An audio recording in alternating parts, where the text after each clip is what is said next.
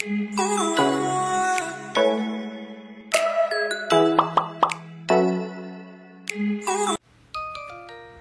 teman-teman bidan semua, kembali lagi di channel YouTube Official Bidan. Kali ini kita akan bahas lagi soal tentang etiko-legal part ketiga ya teman-teman. Buat teman-teman yang masih mau pahami lagi tentang etiko-legal, silahkan tonton video ini sampai habis, jangan di skip. Yang belum subscribe, di subscribe dulu dan di like video-video kita ya teman-teman. Yang mau request soal silahkan chat di kolom komentar. Langsung aja ya teman-teman, kita bahas soal ke nomor 1. Seorang bidan telah menolong ibu dalam proses persalinan. Beberapa hari kemudian terjadi tanggung gugat terhadap pelayanan kebidanan tersebut. Dan bidan diminta untuk datang di persidangan untuk menjadi saksi, ini maksudnya ya teman-teman, dalam proses hukum. Apakah penerapan etika dalam pelayanan kebidanan kasus tersebut? A. Veracity, B. Beneficiency, C. Autonomy, D. Fidelity, E. Confidentiality. Apa nih teman-teman? Dia terjadi tanggung gugat setelah proses persalinan. Dia kemarin menolong nih proses persalinan, tapi ternyata terjadi tanggung gugat. Dia suruh datang nih ke proses hukum. Masih ingat nggak apa itu veracity? Veracity itu adalah kejujuran ya teman-teman.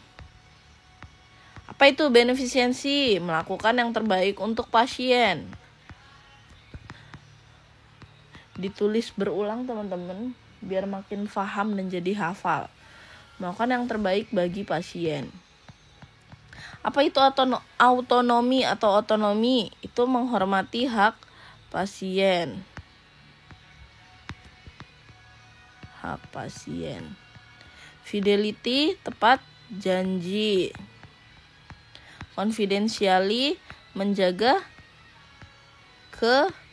kerahasiaan. Apa nih yang nggak ada? Ada 7 ya, prinsip etik. Jangan dilupakan, prinsip etik ada 7.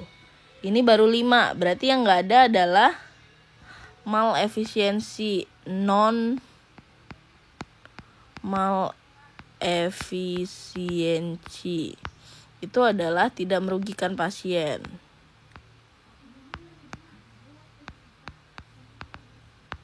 Baru yang terakhir justice, itu adalah adil. Nah, di sini kasusnya dia menolong persalinan, kemudian dia suruh menjadi saksi dalam proses hukum. Nah, ketika kita menjadi saksi sebagai bidan, maka kita harus bersikap apa nih etika kita? Pasti harus jujur ya teman-teman, karena di hadapan hukum. Kita harus jujur. Kalau kita menjaga kerahasiaan, kalau di depan hukum kita tetap harus membuka, maka kita harus bersikap jujur. Paham ya teman-teman? Kita lanjut ke soal nomor 2. Bidan melakukan pembinaan terhadap keluarga balita. Di suatu hari, bidan melakukan edukasi di posyandu pada kelas ibu balita dan mencontohkan cara memasak menu sehat dan bergizi bagi balita. Setelah menu tersebut selesai, bidan membagikan kepada semua balita yang datang. Dan keluarga binaan bidan tersebut merasa kecewa karena yang diberikan kepada dirinya sama tanpa dilebihkan beberapa porsi. Apakah prinsip etika yang digunakan bidan dalam kasus di atas? A. Veracity, B. Justice, C. Autonomy, D. Beneficiency, E. Non-malefficiency. Apa nih teman-teman?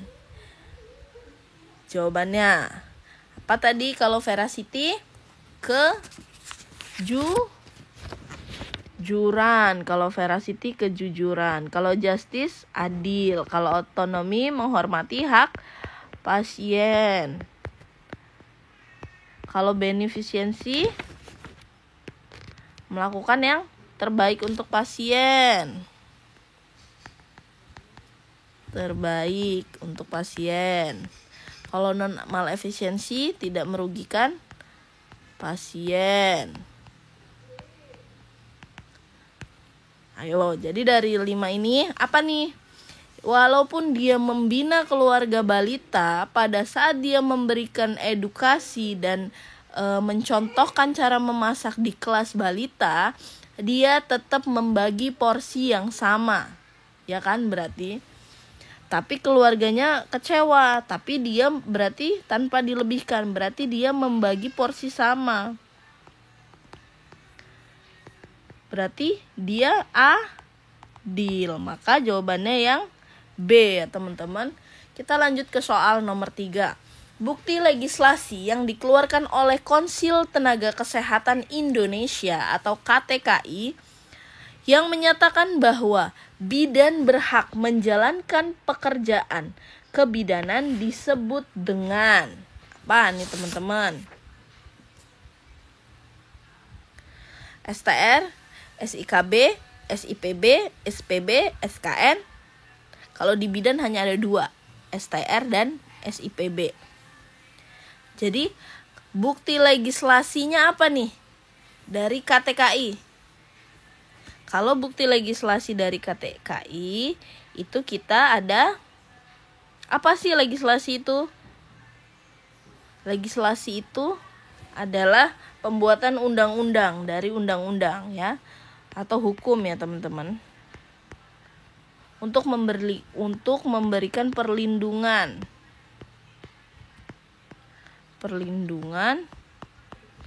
kepada masyarakat terhadap pelayanan yang kita berikan. Maka itu adalah STR, teman-teman. Kalau SIPB dia masuknya ke dalam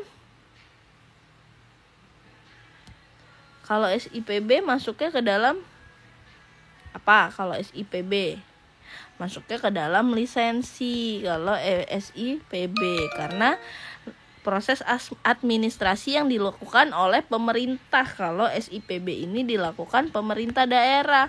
Di mana tempat kita mau bekerja, disitulah kita mengeluarkan SIPB. Tapi kalau STR kita dibuat dari pemerintah pusat, dari Konsil Tenaga Kesehatan Indonesia, sebagai bentuk perlindungan kepada masyarakat dari pelayanan kita, yang menyatakan bahwa kita memberikan pelayanan itu memang sudah lulus uji kompetensi kita sudah sesuai, kita sudah mampu, maka dikeluarkanlah STR, tanda bahwa kita sudah mampu memberikan pelayanan kepada pasien gitu. Paham ya teman-teman? Cukup dulu pembahasan kita tentang etikolegal part 3. Silahkan tunggu lagi video selanjutnya, kita akan bahas satu kali lagi tentang etikolegal yang part 4.